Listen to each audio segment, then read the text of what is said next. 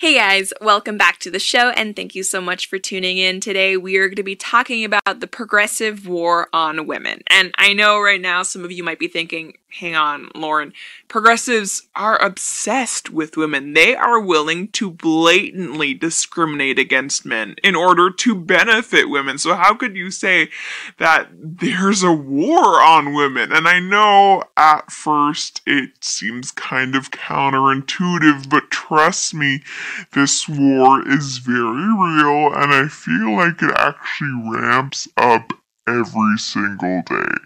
And the first instance of it that I want to talk about is how, in some situations, it is no longer acceptable and is actually taboo .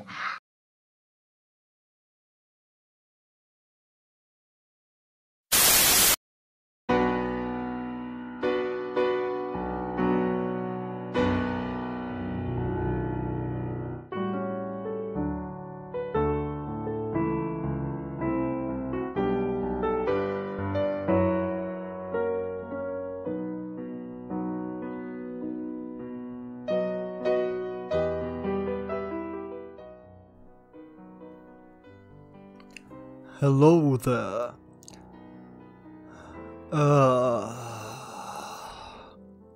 This is going to hurt.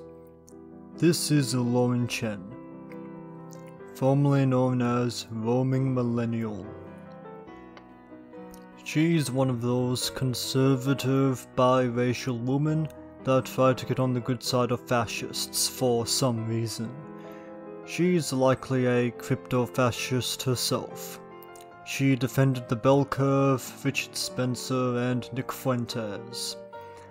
Anyway, the title of this video of hers is called The Left's War on Women. Oh wait, you serious? Let me laugh even harder.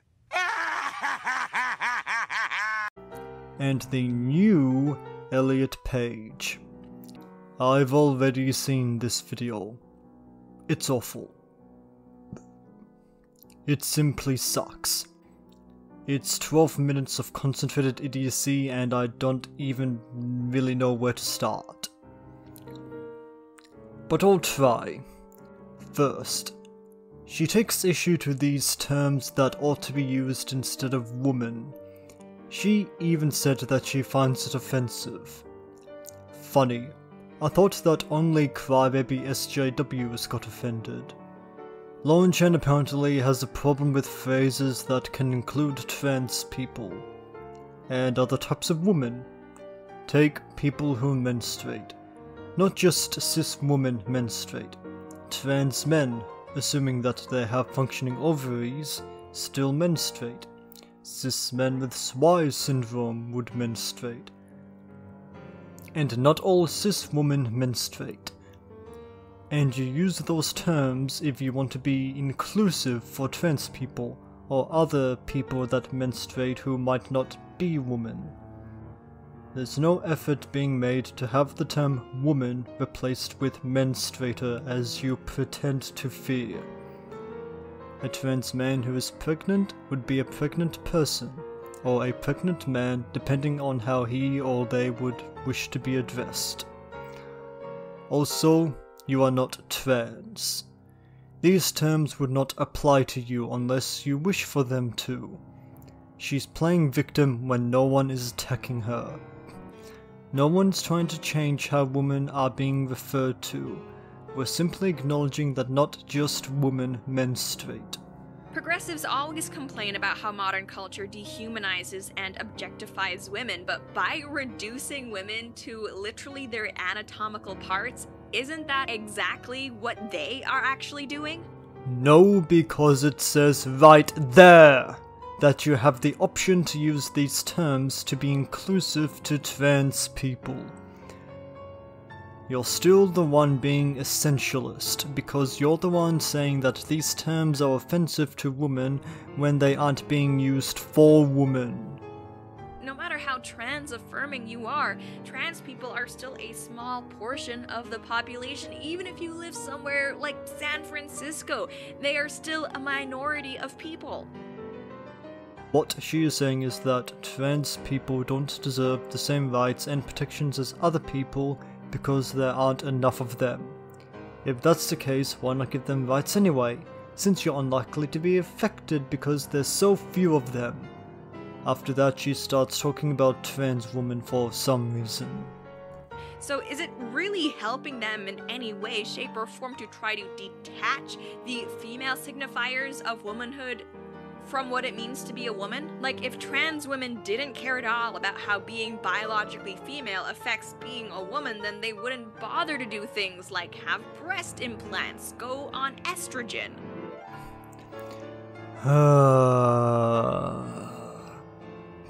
This may be the dumbest video that I've ever responded to. Pseudo-intellectual is an appropriate name for her show. Sex and gender are not the same thing. Gender is a social construct. Long hair, dresses, and high heels are attributed to womanhood, but they are not essential. Some women have big boobs, but big boobs are not essential to being a woman, nor is the ability to menstruate. What is a woman? We made it up! We also have to deconstruct the gender binary, because transphobes, like you, try to reaffirm it to deny the existence of trans people. I've said it before, but when it comes to social justice, there is a hierarchy of victim groups, and biological females, cis women, they just don't rank as high in victim points as trans women do. And that's why when it comes to women versus men, sure, progressives will go to bat for women, but if you turn around and introduce a trans person into the situation, all of a sudden, women aren't getting so much help from the left. The left is still doing more for women than you are. You are pro-life, which basically means that you're alright with denying women their bodily autonomy. The left doesn't really care for women, you say without providing any examples. Isn't she supposed to be talking about Elliot Page? And this was made abundantly clear when it was recently revealed that actress Ellen Page is actually trans and is now going by Elliot. Oh, there they are. As Variety recently announced, Page, star of films such as Juno and the X-Men series, announced he is a gender non-binary transgender person in a heartfelt social media message on Tuesday. Now, I'm not even sure what coming out as a gender non-binary trans person even means, just like practically, but I think that's also how singer Sam Smith identifies as. And as Variety also notes, Elliot Page will continue to play the role of Vanya Hargreaves in The Umbrella Academy, the Netflix series about a family of superheroes. Vanya is a cisgender woman, and there are no plans to change the character's gender, insiders told Variety. If you ask me, this is a double standard and kind of an anti-woman stance to have, because if you recall, Scarlett Johansson, a cisgendered woman, received a ton of outcry when it was announced that she would be playing a trans man. A non-binary trans man is just that. A non-binary person that identifies closer to a man. It's not that hard to wrap your head around. I don't know who this Sam Smith is. And regarding the casting of cis or trans people playing which characters, I guess I'm somewhat flexible on. There should be good representation of trans people, and there's a very strong case that trans people should be cast in these roles. But in the case of Scarlett Johansson, she was cast as a post-operative trans man who actually existed. It was a biopic. And there's plenty of examples of cisgender actors portraying transgender characters. I don't think that this is inherently bad. It depends on what is being done with the character, and look, there's a lot of nuance to this that I can't really get into right now. I could easily do a video on this subject by itself, but I really should continue.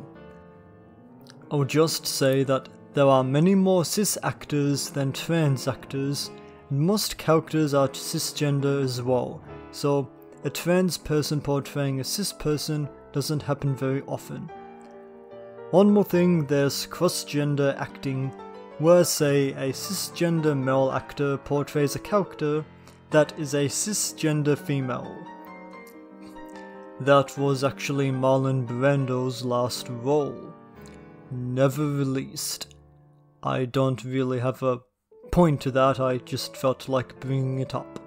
And I know a lot of you are probably already typing, Lauren, how can this be anti-woman when both Paige and Johansson are women? But you have to keep in mind that for progressives, Paige is no longer a woman. She is a trans man. So I know for you and me, this might seem like a bunch of nothing, but really, from the progressive standpoint, they are, in fact, discriminating against cisgender women in favor of trans men. No one is being discriminated against. And stop misgendering Elliot Page. Hey, it just occurred to me. Rupert Sanders, if you still want to make rub and tug, here's your trans male lead. Sure, he's trans mass NB, but that's close enough, right?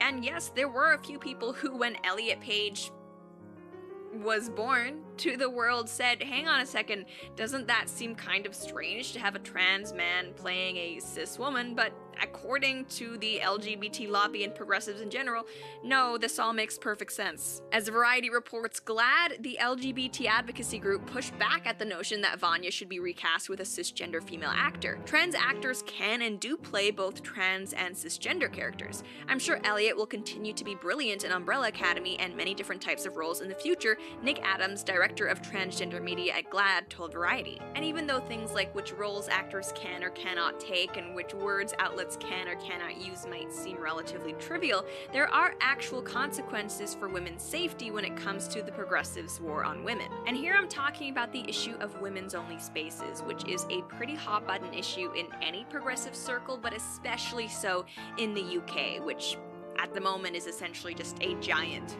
left-wing circle. Here she's doing the thing where trans women are really predatory men, which is wildly transphobic and not supported by the data. Also, she previously said in the video that the left doesn't care about cis men in comparison to cis women, but also overgeneralizes that men are just stronger than women, which is a prevailing reason why male victims of domestic abuse are not taken seriously or believe they won't be taken seriously.